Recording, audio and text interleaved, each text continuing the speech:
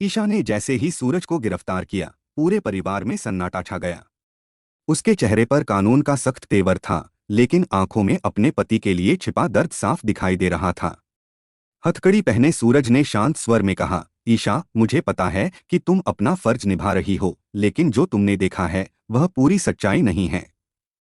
पापा की हालत और मेरी खामोशी के पीछे एक ऐसा राज छिपा है जिसे मैंने सिर्फ तुम्हारी सुरक्षा के लिए छुपाया। इतने में बंटी घबराया हुआ वहां पहुंचता है और कहता है, भाभी प्लीज सूरज भैया को मत ले जाइए। इन्होंने जो कुछ भी किया सिर्फ परिवार और पापा की जान बचाने के लिए किया है। बंटी की बात सुनकर ईशा और सख्त हो जाती है। वह कहती है, कानून के सामने कोई दादा भाई नहीं होता। अगर सूरज ने अपराध किया है तो उन्हें सजा जरूर मिलेगी। तभी व्हीलचेयर पर बैठे पापाजी ऑक्सीजन मास्क हटाकर कांपती आवाज में कहते हैं, ईशा बेटा रुक जाओ।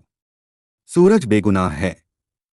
वह तो उस असली दादा भाई के जाल को खत्म करने की कोशिश कर रहा था जिसे तुम अब तक पकड़ नहीं पाई हो।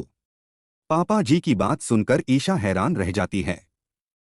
उसके मन में सवाल उठने लगते हैं कि क्या सूरज सचमुच किसी बड़ी साजिश का शिकार है।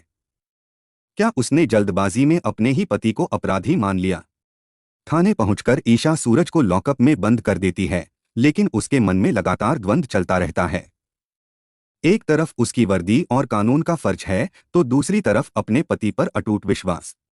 उधर सूरज बिना किसी विरोध के गिरफ्तारी स्वीकार कर लेता है, क्योंकि वह जानता है कि असली दुश्मन अभी भी बाहर है और ईशा की जान खतरे में पड़ सकती है। इसी बीच पापा जी की तबीयत फिर बिगड़ जाती है। अस्पताल ले जाते समय वे ईशा का हाथ पकड़कर कहते हैं, सूरज अपराधी नहीं है। वह अपनी पहचान छिपाकर उस गिरोह से लड़ रहा था जिसने हमारे परिवार पर हमला किया। उसके पास जो हथियार थे वे किसी अपराध के लिए नहीं बल्कि एक गुप्त मिशन का हिस्सा थे। अब बंटी भी सच्चाई छिपा नहीं पाता। वह सबूत जुटाने में लग जाता है ताकि सूरज की बेगुनाही साबित की जा सके। दूसरी ओर ईशा अपनी पुरानी जांच दोबारा शुरू करती है। फाइलें खोलने पर उसे कई ऐसी गलतियां दिखाई देती हैं जिन्हें उसने पहले नजरअंदाज कर दिया था। अब उसे एहसास होने लगता है कि शायद उसने बिना पूरी सच्चाई जाने सूरज को गिरफ्तार कर लिया। बंटी चुपके से ईशा को ऐसे सबूत देता है जो साबित करते हैं कि सूरज ने हमेशा परिवार की रक्षा की और कभी किसी निर्दोष के खिलाफ हथियार नहीं उठाया।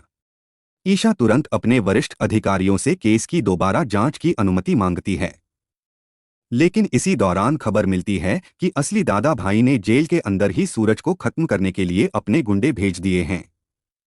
यह सुनते ही ईशा अपनी टीम के साथ तेजी से जेल पहुंचती है। उधर जेल के भीतर सूरज पर हमला हो चुका होता है। निहत्था होने के बावजूद वह बहादुरी से हमलावरों का सामना करता है। तभी ईशा वहां पहुंचकर अपनी टीम के साथ हमलावरों को काबू में कर लेती है। लड़ाई खत्म होने के बाद वह देखती है कि सूरज बुरी तरह घायल है, लेकिन उसके चेहरे पर फिर भी मुस्कान है। सूरज कहता है, तुमने मुझे गिरफ्तार करके गलत नहीं किया। इसी वजह से कुछ समय के लिए असली दुश्मन भ्रम में रहा, लेकिन अब असली लड़ाई शुरू होने वाली है।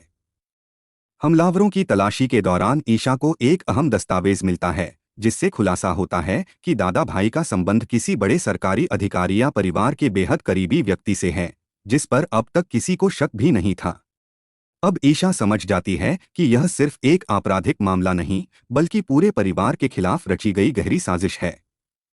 वह सूरज को सुरक्षित घर ले आती है और फैसला करती है कि अब वह सिर्फ उसकी पत्नी नहीं बल्कि इस मिशन में उसकी सबसे बड़ी साथी भी बनेगी। अब सूरज और ईशा का केवल एक ही लक्ष्य है, असली दादा भाई का नकाब उतारना और उसके पूरे षड्यंत्र का अंत करना। लेकिन क्या वे अपने सबसे बड़े दुश्मन तक समय रहते पहुंच पाएंगे या फिर यह साजिश एक नया और खतरनाक मोड़ लेगी? अगर आपको यह दमदार अपडेट पसंद आया हो तो वीडियो को लाइक ज़रूर करें और ऐसे ही सबसे तेज़ और शानदार टीवी सीरियल अपडेट्स के लिए टॉप एंटरटेनमेंट अपडेट चैनल को सब्सक्राइब करना बिल्कुल न भूलें।